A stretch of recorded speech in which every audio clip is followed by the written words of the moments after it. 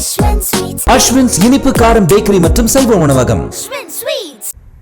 ராமநாதபுரம் மாவட்டம் மாலங்குடி கிராமத்தில் நிலத்தகராறு தொடர்பாக விசாரணைக்காக சென்றபோது பெண்ணின் கன்னத்தில் ஏர்வாடி ஆய்வாளர் ஜான்சிராணி அறைந்த சம்பவம் அதிர்ச்சியை ஏற்படுத்தியுள்ளது. அது தொடர்பான காட்சிகளை பார்க்கலாம்.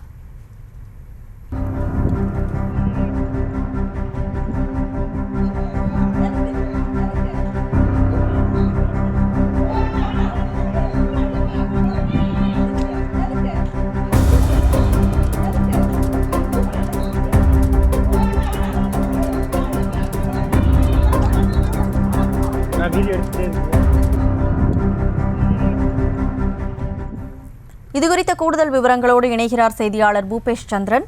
பூபேஷ், வணக்கம். என்ன நடந்தது? வணக்கம் கனிமொழி. ராமநாதபுரத்தை அடுத்த மாலங்குடி பகுதியைச் சேர்ந்தவர் ஜெயலட்சுமி.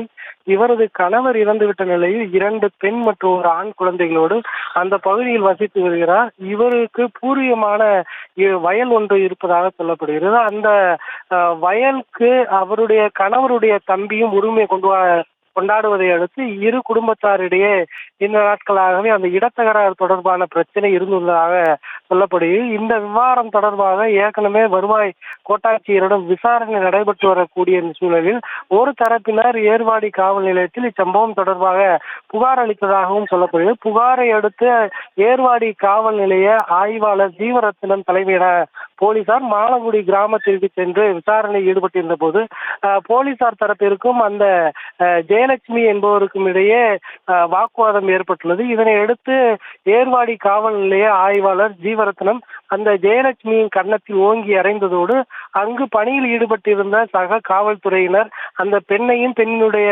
மகனையும் அடித்து இழுத்து சென்றது தொடர்பான வீடியோ காட்சிகளோடு அந்த பெண் ஜெயலட்சுமி ராமநாதபுரம் மாவட்ட காவல்துறை கண்காணிப்பாளர் சந்தீஷிடம் இன்று புகார் அளிப்பதற்காக வந்திருந்தார்.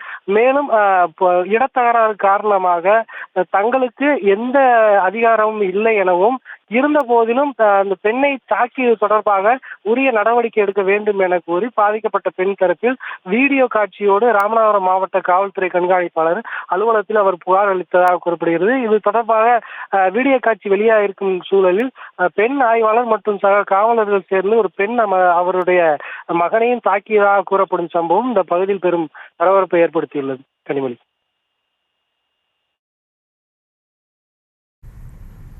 விவரங்களுக்கு நன்றி பூபேஷ்.